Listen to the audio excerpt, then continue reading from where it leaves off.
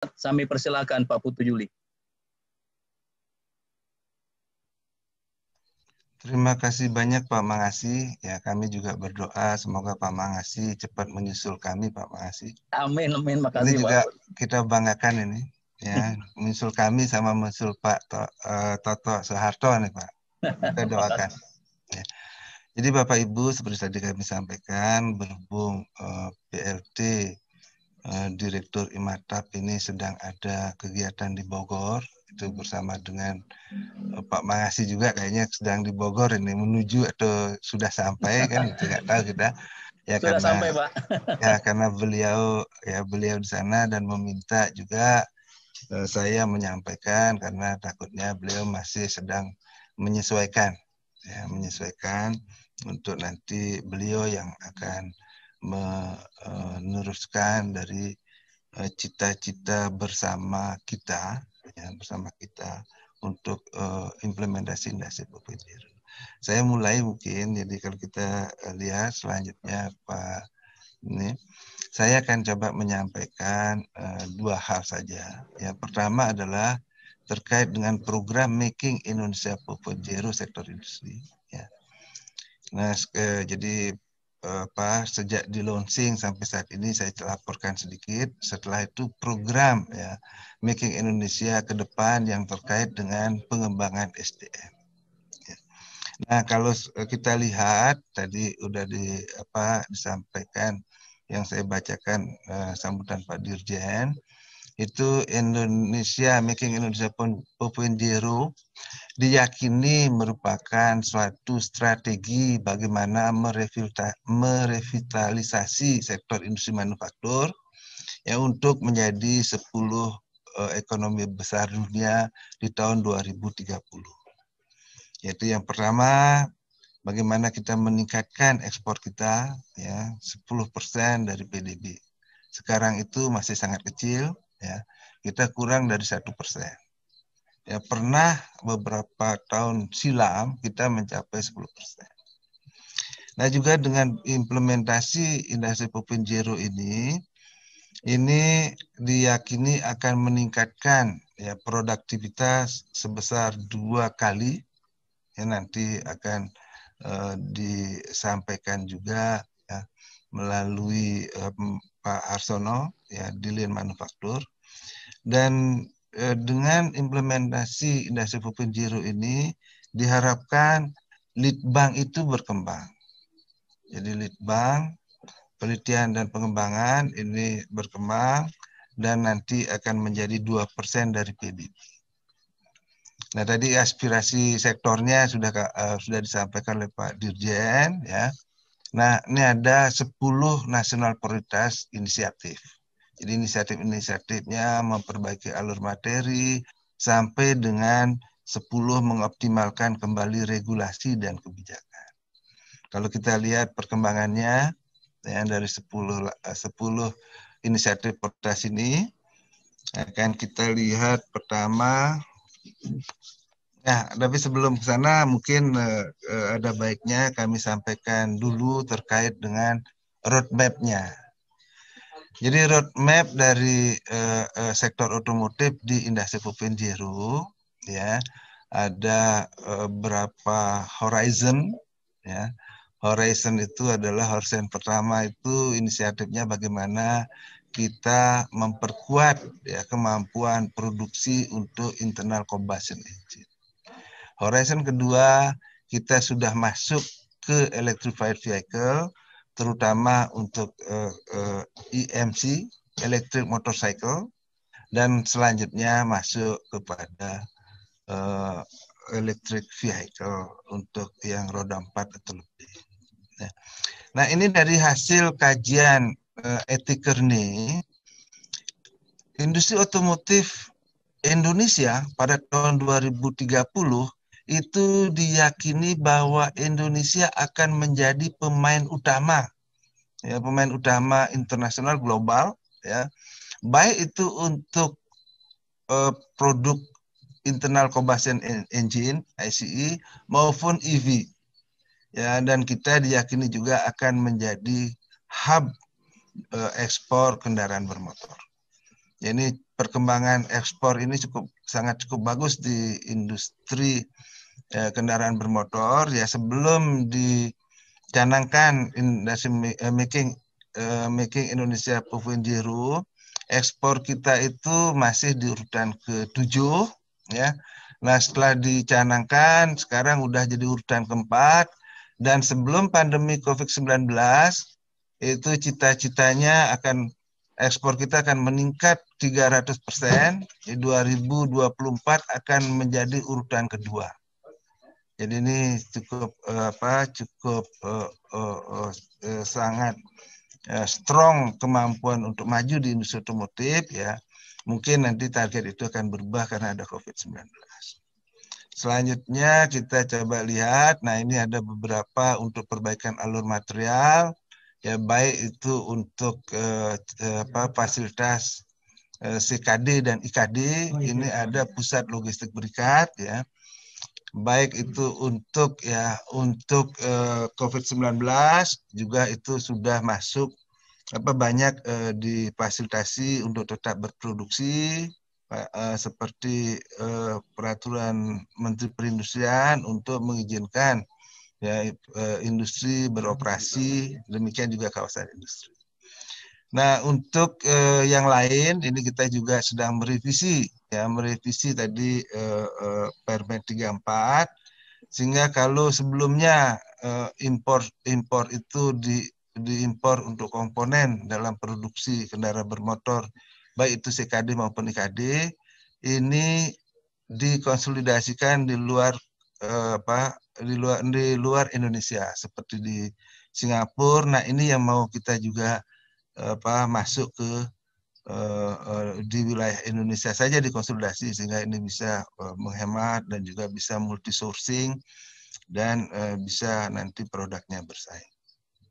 Selanjutnya ya kita lihat juga ini yang kami sampaikan tadi ya, menjaga produktivitas ya dan stimulus non fiskal. Ini banyak penyederhanaan untuk kegiatan-kegiatan industri ya. Demikian juga untuk ekspor ya. Jadi selanjutnya, nah ini Bapak Ibu, dari segi standar ya, ini sudah banyak kita kembangkan standar. Sampai dengan 2019 sudah ada 27 standar SNI ya. Nah, kemarin sudah ada 8, dan yang minggu lalu kita sudah konsensus 2 standar lagi untuk baterai swab. Jadi untuk mendukung pengembangan penggunaan sepeda motor listrik, jadi agar Bapak Ibu sudah hampir sama nanti dengan mengisi bahan bakar di kecepatannya ya di PSPU. Jadi nanti Bapak akan bisa tuker-tuker aja baterainya. Ini setelah kita uji coba ya di Bandung, di Bali, dan juga di Jakarta dengan Gojek menggunakan baterai swab. Nah, ke depan juga ini akan kita coba susun 7 rancangan SNI ya. Nah, Bapak Ibu, di samping itu ya terkait dengan standar ini kita juga sudah bersepakat dengan negara-negara di ASEAN ya untuk kita mengadopsi ya UN, jadi United Nations Regulation ya. Dan sekarang sudah ada 19 ya UN Regulation yang sudah disepakati untuk diterapkan mulai tahun ini. Ya. Nah, ke depan nanti akan bertambah karena kita akan mendorong industri ini untuk ekspor, sehingga standar-standar internasional harus kita penuhi.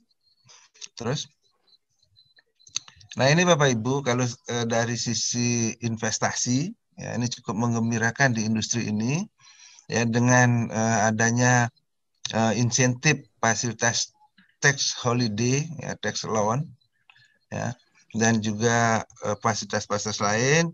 Ini sudah ada investasi ya untuk kendaraan roda 4, ya, baik ICE maupun baterai electric vehicle. Itu dari Hyundai ya. Dan juga kita sudah ada investasi dalam negeri, ini penanaman modal dalam negeri, ini yang oleh International Chemical Industry, ini memproduksi baterai sel untuk baterai lithium ion. Nah, ini juga ada komitmen-komitmen ya, komitmen-komitmen seperti Toyota akan masuk ke electrified vehicle dengan investasi 28,3 triliun ya. Demikian juga Honda ya akan mengembangkan R&D-nya dengan investasi 5,1 triliun dan ada lagi untuk mengembangkan komponen baterai sel baik itu yang berdasarkan bersumber dari pengolahan mineral ya, pengolahan mineral maupun yang recycle. Jadi nanti kita akan menjadi kalau masih tetap baterainya berbasis nikel ya, nikel, kobalt, mangan gitu. Kita akan mempunyai sumber baik dari tambang maupun dari recycle. Ya, sehingga ini akan mendorong ya, bagaimana kita masuk ke kendaraan listrik. Selanjutnya, nah ini juga beberapa kebijakan ya telah melengkapi yang tadi. Ini ada peraturan pemerintah 73 tentang insentif bagi kendaraan bermotor. Kalau kendaraan bermotor yang hemat energi atau emisinya kecil, itu dikasih insentif, dan yang boros atau CO2-nya besar, itu dikasih disinsentif. Ya. Nah, ini sedang direvisi untuk programnya, ya direvisi Permen 33, yang programnya adalah Low Carbon Emission Vehicle. Ya demikian juga Bapak Ibu, ya, kami sampaikan bahwa peraturan Presiden nomor 55 tentang percepatan ya program kendaraan bermotor listrik berbasis baterai ya. Ini Kementerian Perindustrian telah mengeluarkan 2 peraturan menteri nomor 27 dan 28. Yang 27 itu terkait dengan spesifikasi ya peta jalan dan TKDN. Sementara yang kedua itu adalah terkait dengan proses tahapan produksinya, yaitu melalui CKD, IKD, dan part by part. Jadi ini sudah ada peraturannya. Selanjutnya, nah ini Bapak Ibu, kalau kita tadi secara lebih makro, ini sekarang lebih mikro pada level perusahaan. Jadi kalau kita lihat, jadi industri baik itu industri otomotifnya, jadi APM-nya ya, baik di roda 4 maupun roda 2 dan komponen ini sudah dilakukan assessment. Ya dengan hasil jadi di roda 4-nya ada 8 perusahaan ya. Ini tingkatannya sedang. Jadi pilar di sini ada 5 pilar. Jadi pilar yang cukup baik itu adalah pilar produk dan layanan. Ini sudah cukup baik yang di roda 4 ya. Demikian juga pilar operasi pabrik ya. Dan pilar manajemen dan organisasi. Nah, ini budaya, orang dan budaya ini juga perlu ditingkatkan ya. Ini dengan pilar teknologi. Kenapa tadi didorong R&D. Nah, kita juga di 2 pilar ini yang sedang kita coba dorong ya. Nah, demikian juga ya di sepeda motor ya. Sepeda motor ini agak sedikit berbeda. Jadi yang bagus itu memang pilar pabrik ini sama ya. Nah, di sini yang lemah itulah pilar manajemen dan organisasi. Pilar manajemen dan organisasi. Nah, yang bagus adalah di teknologinya. Orang dan budayanya udah bagus di kendaraan roda 2. Nah, kalau di komponen ya di komponen itu yang cukup berkembang itu baru di pilar produk dan layanan. Jadi banyak hal yang perlu kita tingkatkan untuk komponen sehingga dia masuk di kesiapan awal. Nah, ini nanti Lean Manufaktur ya, Lean Manufaktur akan berusaha bagaimana meningkatkan kelima pilar ini di industri komponen. Ya. Selanjutnya, nah ini Bapak Ibu, jadi tadi juga sudah disampaikan, ini ada 2 SKKNI yang disiapkan. SKKNI yang level manajerial, yaitu ada manajer transformasi industri, ada engineer transformasi industri, dan maintainer. Jadi ini udah ada standar SKKNI-nya. Nah, untuk yang di soft floor, ini nanti ada Kaizenman, ya. Ini nanti Bapak Ibu sebenarnya yang sekarang sedang akan didorong, ya. Setelah itu ada national trainer dan master trainer. Nah, bagaimana kita skema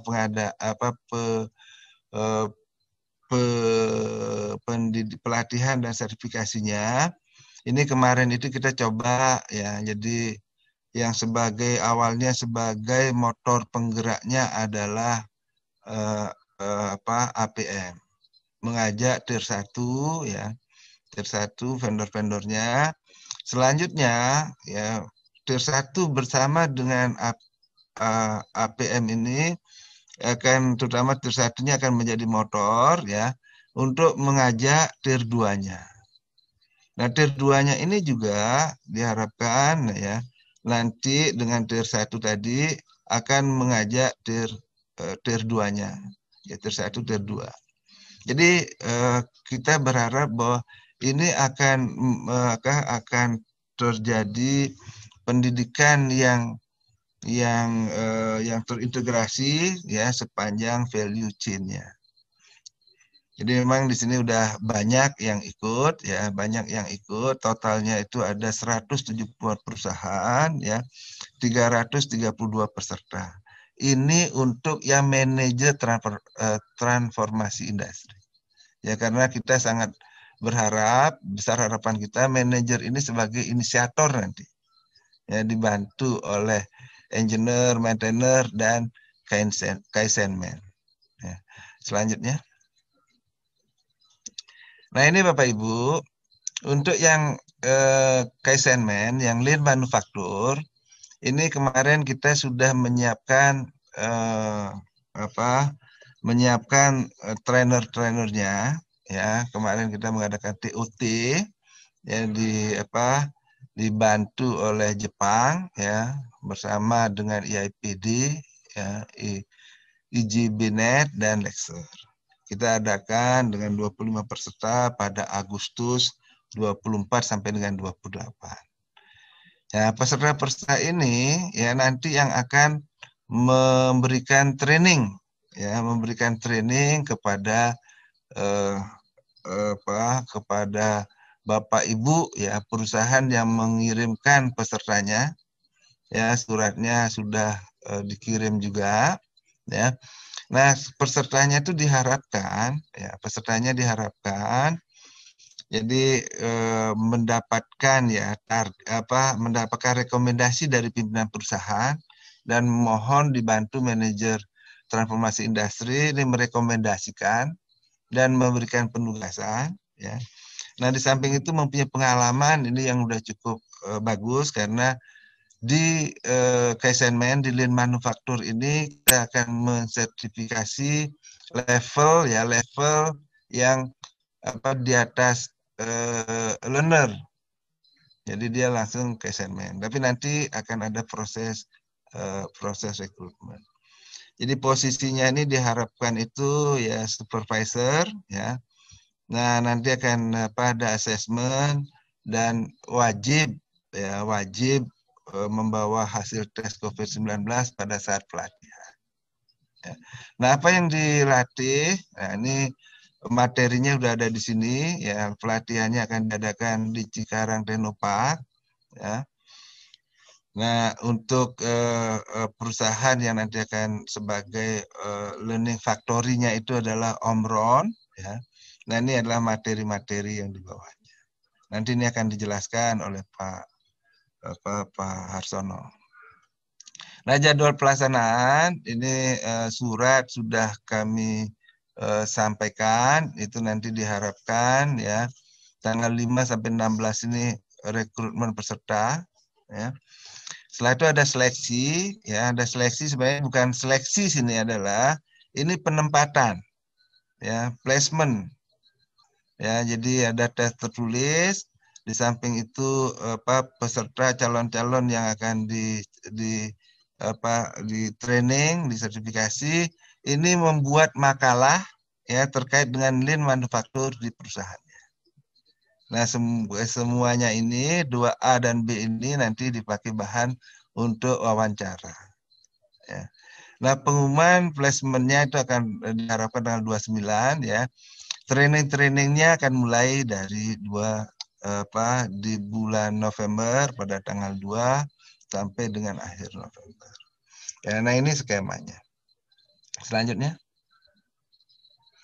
Nah ini Bapak Ibu ya memang kemarin ada juga seperti di manajer industri 4.0 itu tahapannya bertingkat.